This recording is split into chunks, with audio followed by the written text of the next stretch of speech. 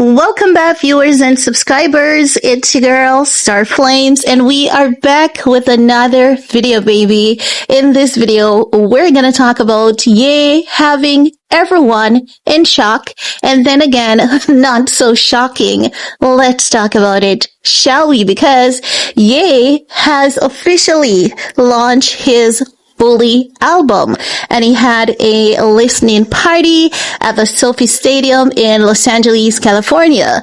You guys remember it was a couple weeks ago that I told you that the moment the listening party was announced, there were over 1 million people in that queue waiting to get their hands on some tickets. The listening party, it has been held, and the reviews are just impeccable.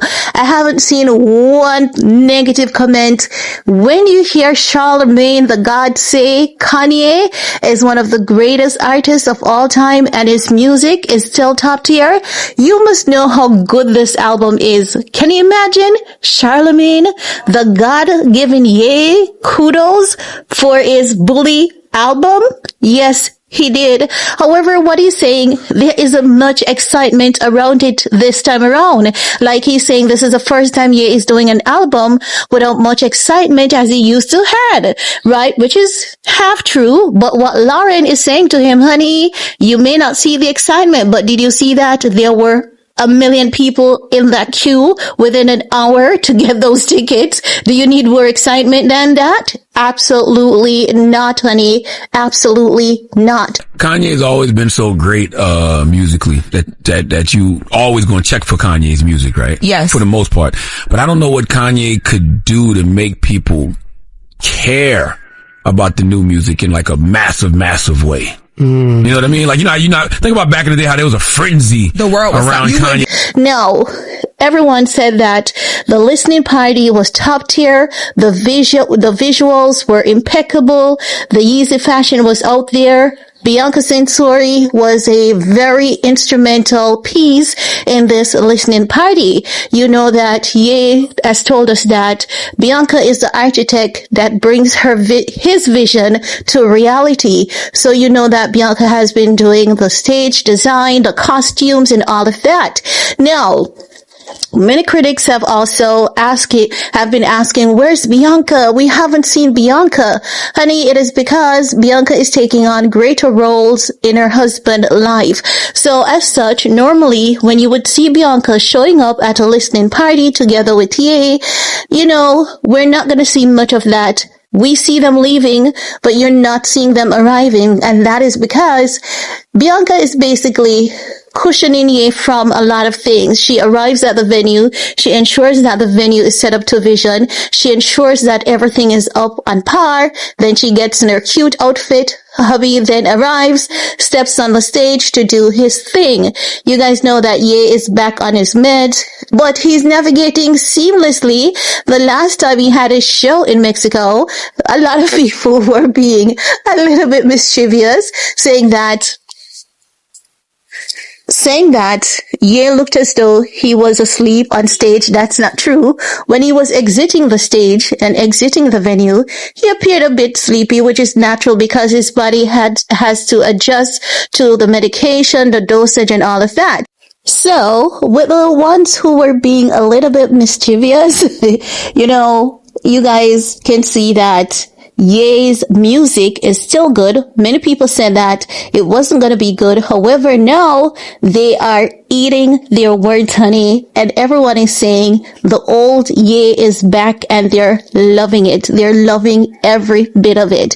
And to those who are questioning Bianca Censori, her presence, why is it that you're not seeing Bianca? Why isn't that you're not seeing her beside her husband? As I've said, they're still together. Yes, I know. We saw a report a couple weeks ago that suggested that the couple was going their separate ways. And I said to you guys, do not listen to the media because oftentimes this is what they do. And a few of you guys also said it could be a PR move by Ye and Bianca, knowing that the release of the album is coming up. But Bianca is still very much involved in Ye's life actively, as a matter of fact, more actively involved. As I've said before, I checked on her Instagram page, and her Instagram page was all about Bully. Her Instagram story, everything was about Ye, everything was about Bully. So you can tell that they're still together, but she's just being supportive. I think that there could be a change in Ye and Bianca's life where both party, for the very first time, they might be actually be on the path to greatness, and doing so in a good, clean, positive way. We know what has happened in the past with Ye and Bianca getting into that rehabilitation center in Marloca, Spain. We know the nitrous oxide story, but it seems as though the two have turned a new leaf and they are focusing on their creativity, the art, and all of that. So I have to say that both parties, they seem to be on the right track. But the internet, honey, they have been just giving Ye the praises. And I believe that many people are just happy to see Ye redeeming himself, knowing that he has been through literally hell and back in so many different things. Roller coaster with his divorce, roller coaster with the public in general, roller coaster in his marriage. And we all know that he's partially to be blamed, but he's taking the right step forward. And I think at this point, that's the most important thing. But everyone is raving over Ye's Bully album. Everyone, honey. Everyone is loving it, and everyone has nothing but good to say. And so far, most of the comments are that the old Kanye is back and Kanye is doing better than Jay-Z. Many people believe, so much so that Jay-Z is jealous and using AI to put out fake stories and fake numbers. We're going to talk about that in another video because I said it last week, if not earlier this week, and I think many people did not realize what I was saying, but I see that someone else is saying it too, and I'm like, ain't no way, because I know that I can see it, and if I can see it, and if another person can see it, I know there are quite a few other people who are seeing the same, and as such, this is why you may see Ye hosting or headlining rather the Super Bowl come 2027. Do not be surprised if you see it. It's going to be a strategic move on JC's end to win back the crowd and to get back the crowd and to get back the people in his favor, because at this point in time, that Busby lawsuit, it has definitely caused a dent in Jay-Z's career, and for his name to appear on the Epstein file, even though it was just according to what they're saying, a call that led to nowhere with claims including Jay-Z's name, people are still taking these things seriously, right? People are taking them pretty seriously. But that's all we have to talk about for this video. We're gonna talk some more. Peace.